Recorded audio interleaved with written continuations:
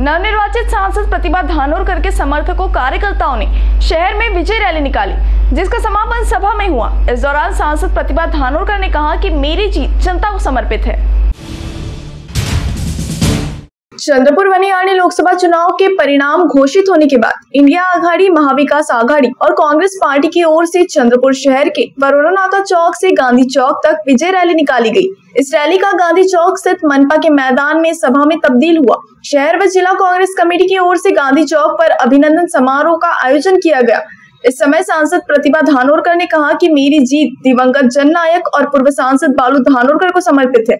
साथ ही यह भी कहा कि मेरी ये जीत मेरी अकेले की न होकर यह जीत महाविकास आघाड़ी और इंडिया आघाड़ी के पदाधिकारियों और कार्यकर्ताओं की है। इस जीत के असली सूत्रधार मेरे लोकसभा क्षेत्र के किसान, मजदूर, खेत मजदूर, महिलाएं और युवा है। मैं ये जीत जनता को समर्पित करती हूँ। इस समय मंच पर विधायक सुभाष धोटे, विधायक सुधाकर अड़बाले, शिवसेना उद्धव बालासाहेब ठाकरे गढ़ के जिला अध्यक्ष संदीप गिरे, राष्ट्रवादी शरद चंद्र पवार गढ़ के जिला अध्यक्ष राजेंद्र वैद्य, आम आदमी पार्टी के जिला अध्यक्ष मयूर रायकवार, मराठा सेवा संघ के दिलीप चौधरी, सीपीएम नेता अरुण भेलके, सीपीआई नेता प्रकाश रेड्डी, चंद्रपुर शहर कांग्रेस अध्यक्ष रामू तिवारी, बाड़ू खोबरागड़े, चंदा वैरागड़े, नम्रता ढेमसकर, संगीता अमृतकर, अभिलाषा गावतुरे, सोहेल रजा शेख, अरुण धोटे, अनिल धानोरकर, घनश्याम मूलचंदानी, दिनेश चोकरे समेत महाविकास आघाड़ी व इंडिया आघाड़ी के कार्यकर्ता पदाधिकारी सहित बड़ी संख्या में स्थानिक जनता उपस्थित थी।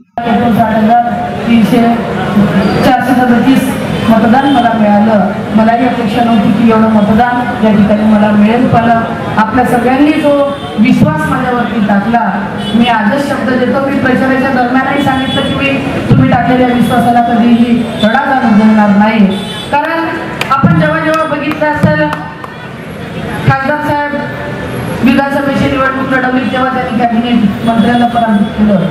त्याच्यानंतर लोकसभेची निवडणूक झाली तेव्हाही कॅबिनेट मंत्र्याला पराभूत केल्यानंतर माझी विधानसभा आणि माझ्या विरोधातही आदरणीय संजय बाबू देवतडे होते, तेही 20 वर्ष आणि कॅबिनेट मिनिस्टर होते। म्हणजे सतत मंत्र्यांना पाडण्याची परंपरा आम्ही कायम ठेवली आणि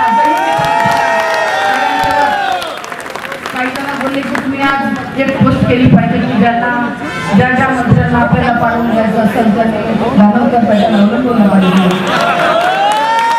तर ही निवडणूक लढवत असताना आदरणीय सुधीरभाऊ माझ्या विरोधात होते। खरं तर 35-40 वर्षाचा राजकीय अनुभव मंत्री होते, समोर त्यांची प्रतिस्पर्धी म्हणून खरं तर मी उमेदवार नव्हती, कारण मी नवखी आमदार होती। 5 वर्ष म्हणजे 4.5 वर्षात माझा आमदारकीचा कार्यकाळ झाला। माझ्या आयुष्यातली पहिली निवडणूक मी लढवली होती, पण निवडणुकीच्या दरम्यान आरोप प्रत्यारोप हे चालतात, पण ज्या पद्धतीनं भाजपच्या लोकांनी आरोप प्रत्यारोप केले हे जनमानसाला न पटणारे होते, त्यांना ते अजिबात पटले नाही। आणि कुठंतरी भाजपच्या विरोधात या 10 वर्षाच्या काळात ज्या पद्धतीनं सगळे लोक आपण बघत आहे, जो नाहक त्रास सगळ्या जनतेला होत आहे, कुठंतरी अक्षरशः लोक त्रस्त झाले होते, कंटाळले आणि त्याला कुठंतरी आता परिवर्तन हे आवश्यक होतं। आणि खरं तर या परिवर्तनासाठी आपण सगळ्यांनी माझी निवड केली, त्यासाठी मी आपल्या सगळ्यांचे मनापासून आभार मानते। आणि विशेष आभार यांच्यासाठी मानते की आजचा जो विजय झाला म्हणजे या देशाचे पंतप्रधान आदरणीय मोदी साहेब देखील त्यांचाही निकाल आज लागला, पण मोदीपेक्षाही जास्त मताने निवडून जाण्याचा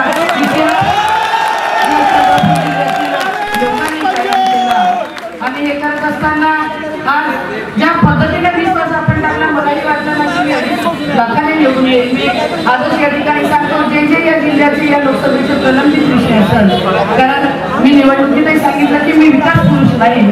सुभाषभाऊंना बोलताना सांगितलं तुम्ही बिल्डिंगा बांधल्या, तुम्ही बोटिकल गार्डन केले आणि स्वतःला विकास पुरुष एक अभ्यासू व्यक्तिमत्व म्हणून लोकांच्या समोर प्रेझेंट केलं, तरी पण लोकांनी तुम्हाला नाकारलं।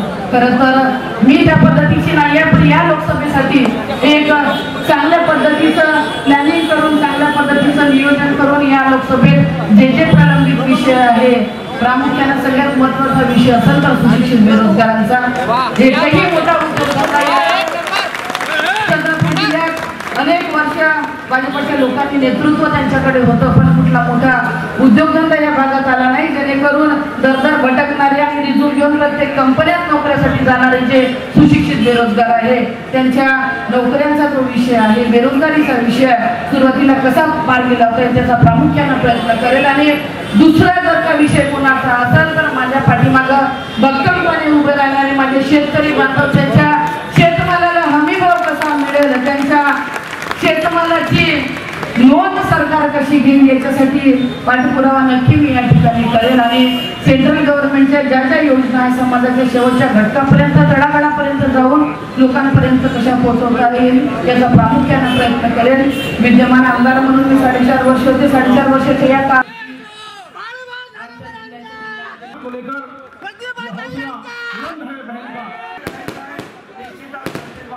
निर्वाचित खासदार